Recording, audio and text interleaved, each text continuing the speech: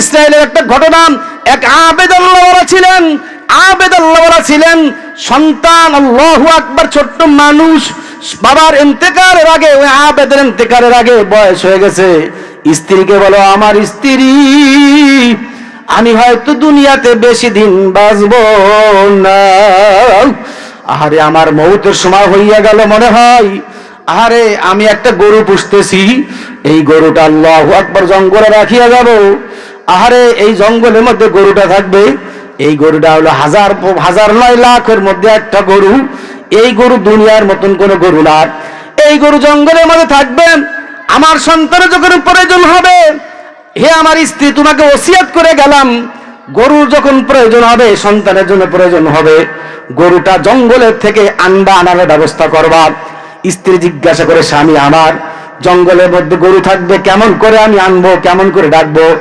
সব কিছু স্ত্রীকে শিখায়া গেল, এই শব্দগুলি বলবা, এই বাক্যগুলি প্রয়োগ করবা, দেখবা জঙ্গল থেকে গরু অটোমেটিকলি বের হয়ে আসবে। জোরে বলেন না মারহাবা, জোরে মারহাবা, নারে তাকবীর, আরো জোরে নারে তাকবীর। ভাই বন্ধু বাবাজিরা আমার, ইন দি মেন টাইম, মুহূর্তের মধ্যে আল্লাহর বান্দা আবেদ মানুষ ইন্তেকাল হয়ে গেল।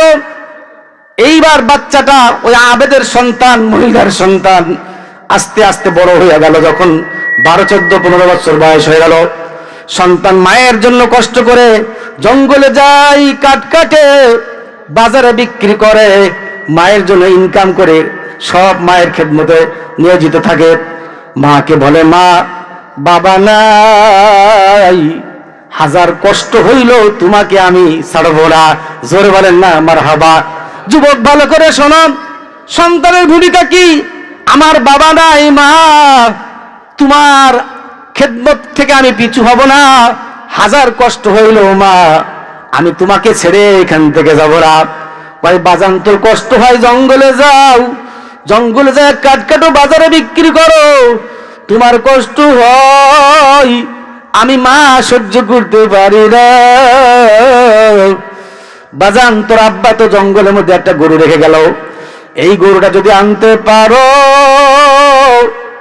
আল্লাহর রহমতে গরু তোমাকে উপকার দেবে। তখন সন্তান বলল, মা, জঙ্গলের মধ্যে অনেক পশু থাকে, আমাদের গরুটা আমি কেমনে ডাকবো, কি বলে ডাকবো, কেমনে চেনবো? তখন মা বলে, বাবা, দুনিয়ার গরুর সাথে ওই গরুর কোনো মিল নাই, দুনিয়ার রঙের সাথে ওই গরুর রঙের কোনো মিল নাই। দুনিয়ার গরুতে কথা বলতে পারে কি পারে না বলেন? আপনাকে গরু কথা বলতে পারে? হ্যাঁ, ডাক দেবেন, ডাক শুনবে? হ্যাঁ, দুনিয়ার গরু কথা বলতে পারে না, দুনিয়ার গরু ডাক শুনতে পারে না। কিন্তু বাজান, তোমার বাবার যে গরু জঙ্গলের মধ্যে, এই গরু কথা বলতে পারে। সুবহানাল্লাহ বলেন। এই গরু কথা বলতে পারে, তোমার সাথে কথা বলবে।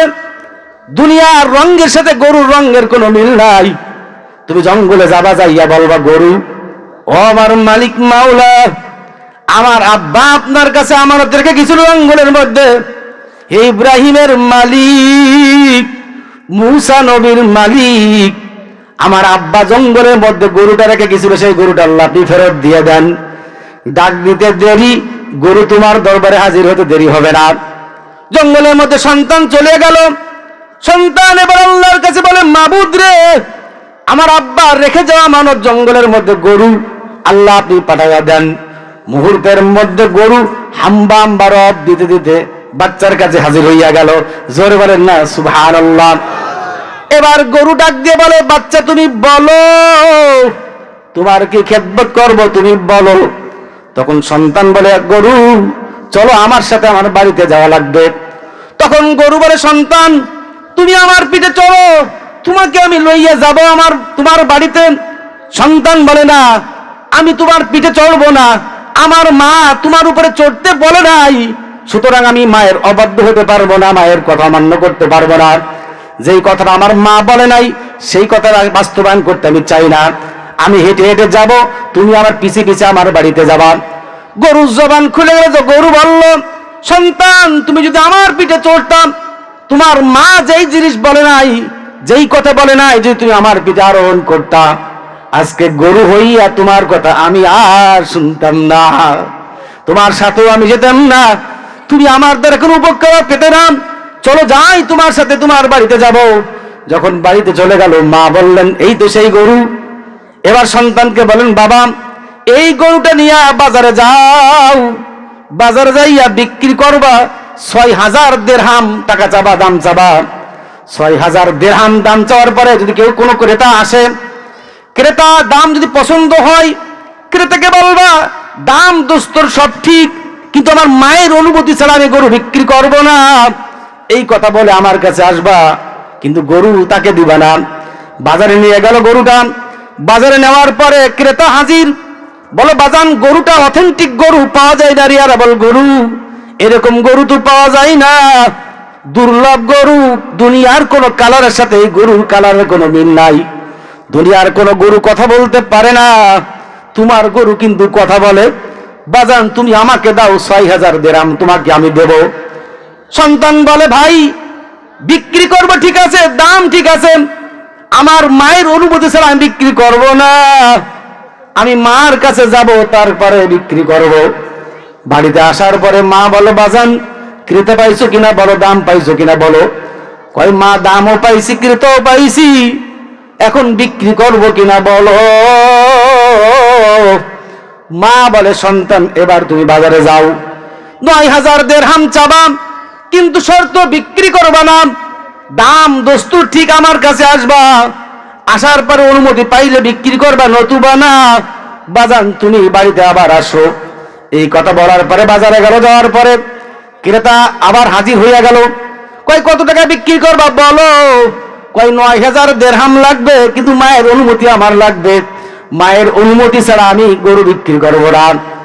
এবার ওই ক্রেতা বলে বাজান যাও, ৯,০০০ দিরহাম তোমাকে দেব, মায়ের অনুমতি নিয়ে আসো।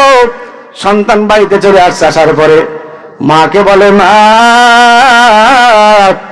৯,০০০ দিরহাম পাওয়া গেছে, বিক্রি করবো কিনা বলো।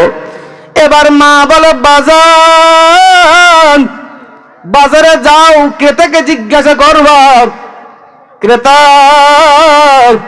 এই গরু বিক্রি করার সময় হয়েছে কিনা বলো। এবার বাজারে গেল, যাইয়া দেখে ক্রেতা দাঁড়ানো। বলে বাজান গরু বিক্রি করবা কিনা বলো। কয় হ্যাঁ বিক্রি করবো। কয় দাও। কয় না, আমার মা জিজ্ঞাসা করতে বলেছে গরু বিক্রি করার সময় হয়েছে কিনা বলো। তখন ক্রেতা বলে বাজান গরু বিক্রি করার সময় হয় নাই, গরু বিক্রি করার সময় হয় নাই। মুসা আলাইহিস সালাতু ওয়াস সালাম গরু কেনার জন্য খুব ব্যতিব্যস্ত হয়ে পড়বে, কোথাও গরু পাবে না, তোমার কাছে আসা লাগবে। এই গরুটা তখন ১ কোটি টাকা চাবা, ১ কোটি মুদ্রা চাবা, দেখবা ১ কোটি মুদ্রা দিয়ে দেবে, তখন তুমি গরু বিক্রি করবা, নচেত গরু বিক্রি করিও না। এবারে সন্তান জিজ্ঞাসা করে ভাই আপনি কে, আপনার পরিচয় দেন।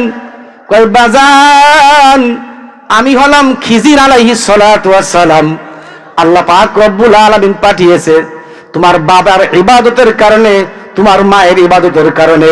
তোমার মা আল্লাহওয়ালা, তোমার বাবা আল্লাহওয়ালা ছিলেন, তোমার মা নেককার পরেজগার মহিলা, তোমার বাবাও নেককার আল্লাহওয়ালা মানুষ বান্দা ছিলেন। তোমার বাবার এবং মায়ের দুয়ার কারণে আল্লাহ পাক রব্বুল আলামিন তোমার ভাগ্যের দরজা আল্লাহ পাক খুলে দিয়েছে। জোরে বলেন না সুবহানাল্লাহ।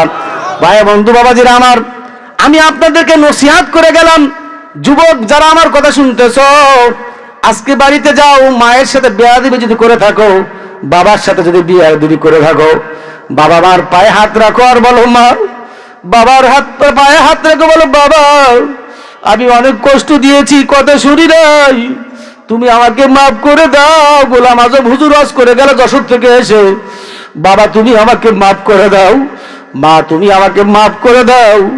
তোমার মতন মা, তোমার মতন বাবা, তোমাদের মতন সম্পদ দুনিয়াতে আমি আর পাবো না। তুমি যদি দোয়া করো মা, বাবা তুমি যদি দোয়া করো, আমার ভাগ্যের দরজা খুলে যাবে।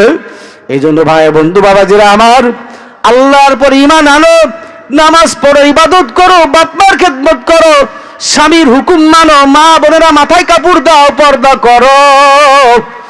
আর যদি এই অবস্থায় মৌতের বিছানায় ঘুমাইতে পারো,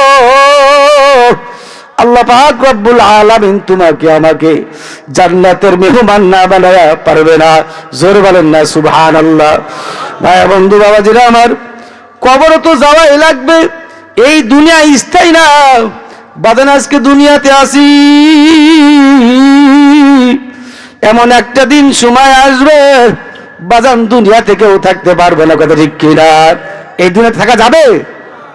থাকা জায়গা কিনা বলেন? এই দুনিয়া থাকার জায়গাটা থাকতেও কেউ পারবো না।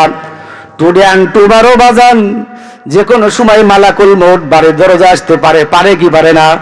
কি পারে? পারে পারে বলেন, পারে কিনা বলেন? কার কার বিশ আল্লাহু আকবার, নারে তাকবীর, হাত নামান। ভাই বন্ধু বাবাজি আমার, মাথা নিচু করেন, চক্ষু বন্ধ করেন, মনে রে বোঝান রে এই দুনিয়াতে একদিন ছিলাম না, আবার একটা দিন মাওলা দুনিয়াতে পাঠাইছে। আবার এমন একটা দিন আসবে দুনিয়াতে কেউ থাকবো না। এমন একটা দিন আসবে মালাকুল মউত বাড়ির দরজা আসিয়া বলবে, আব্দুল কারীম, রহিমা খাতুন, তোমার রুহটা দাও। এই গ্রামে আর থাকতে পারবা না, এই জমিনে আর চলতে পারবা না। বহুদিন চলছো, বহু তামাশা করছো, আর থাকতে পারবা না। মালাকুল মউত রূহ আজরাইল আলাইহিস সালাতু ওয়াস সালাম বাজান রুহটা কবজ করিয়া যখন চলিয়া যাইবে, ছেলেবে কানবে, আসবে, আর আত্মীয় স্বজন পরস্পর খবর দিবে,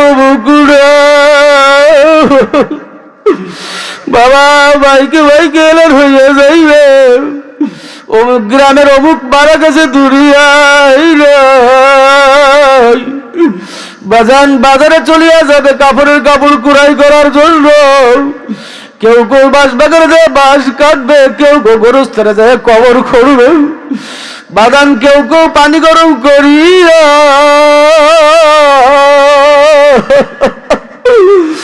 পানি গরম করিয়া গোসল করাইয়া কাপড়ের কাপড় পরাইয়া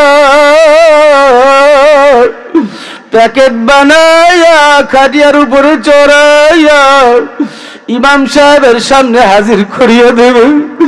ইমাম সাহেব হুজুর আল্লাহু আকবার জানাজার নামাজ 4 তাকবীর শেষ করিয়া দিয়া বলবে, আব্দুল কারীম, রহিমা খাতুন, যাও যাও যাও, এই গ্রামে আর থাকতে পারবো না। রাজার কি উপায় হবে? ছেলে কান্দে আব্বু আব্বু করিয়া, মেয়ে কান্দে আব্বু আব্বু করিয়া, ওই ডাকের জবাব তো আর দিতে পারবো না। তোমাকে আমাকে কবরের মধ্যে শোয়াইয়া সবাই মাথার বান্ধন, মাথার বান্ধন, পায়ের বান্ধন খুলিয়া বলবে, আহারে তোমাকে আমাকে আল্লাহু আকবার বাঁশের ছাউনি দিয়া ঝুপ ঝুপ ঝুপ ঝুপ করে মাটি চাপা দিয়া যার যার মতো বাড়ি চলিয়া সন্ধ্যাবাতি জ্বালাবে। তোমার আমার কবরের খবর কিন্তু আর নেবে না। আল্লাহর বান্দা বান্দিরা কি মনে করছো? যদি নামাজ পড়ে স্বামীর খেদমত করে বাপ মার খেদমত করে কবরে যাইতে পারো, মাওলার হুকুম কোরআনের আইন যদি মেনে কবরে যাইতে পারো, কই কবরটা তো বেহেশতের বাগান হইয়া যাবে। আর যদি গুনাহগার নাফরমান হইয়া সুদ খাইয়া ঘুষ খাইয়া বেনামাজি হইয়া বেপরদানিশীল হইয়া নিজের চুলকে যদি পর পুরুষকে দেখাইয়া পর্দা না করে কবরে ঘুমাও, কবরের বাসি আমবাটি এমন ভাবে চাপ মারবে, এক পাঁচের হাড্ডি আর এক পাঁচের মধ্যে গাঁথিয়া যাবে। বাজার ওই সময় চিল্লা চিল্লি করলে আর কাম হবে না। বেনামাজির কবরে মাওলা 99টা সাপ জমা করিয়া দেবে, সুদখোরের কবরে মাওলা 99টা সাপ জমা করিয়া দেবে, কাফের বেঈমানের কবরে মাওলা বেআমলের কবরের 99টা সাপ জমা করিয়া দেবে। ওই সাপে পেঁচাইয়া কামড়ে আর বলবে, আল্লাহর বান্দা ফজরে মুয়াজ্জিন আযান দিছিল নামাজ পড়ো নাই, জোহরে মুয়াজ্জিন আযান দিছিল নামাজ পড়ো নাই, আসরে মুয়াজ্জিন আযান দিছিল নামাজ পড়ো নাই, মাগরিবে আযান দিছিল নামাজ পড়ো নাই, ঈশায় আযান দিছিল নামাজ পড়ো নাই, রমজানুল মুবারক রোজা রাখো নাই, পর্দা করলে বাপ্পার খেদমত করো নাই, সুদ খাইছো, ঘুষ খাইছো, হারাম খাইছো, আমি সব আজকে ছাড়বো না। বাজার ওই আযাব থেকে তুমি সহ্য করতে পারবা না, আমিও পারবো না। ইয়া আল্লাহর বান্দা বান্দিরা ভালো করে বোঝো, মওতের বিছানায় যখন ঘুমানোই লাগবে তখন ঈমান আনো, আমল করো, সদকা জারিমূলক কাজ করো, মসজিদ মাদ্রাসায় খেদমত করো, মসজিদের উন্নয়নমূলক কাজে সাহায্য করো, মাদ্রাসার উন্নয়নমূলক কাজে সাহায্য করো। মরার পরে আল্লাহর রহমতে এই সদকা জারিয়ামূলক কাজ এবং আমলগুলো আল্লাহর ফজলে মওতের বিছানায় ঘুমাবা, আহারে দেখবা জান্নাত তোমার জন্য অপেক্ষা করতেছে।